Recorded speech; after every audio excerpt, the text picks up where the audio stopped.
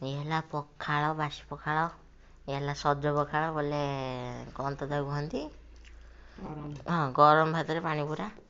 ଆଉ ଇଏ ହେଲା ଟମାଟୋ ଚକଟା। ଇଏ ହେଲା କ'ଣ ତ କୋଶଳା ଶାଗ ଭଜା, ଖରଡ଼ା।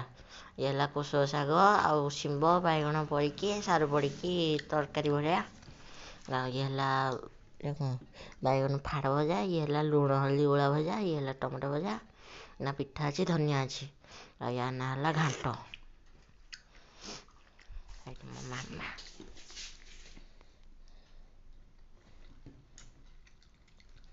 ଖାଇବା ଅଛି। ଯାଉଛି।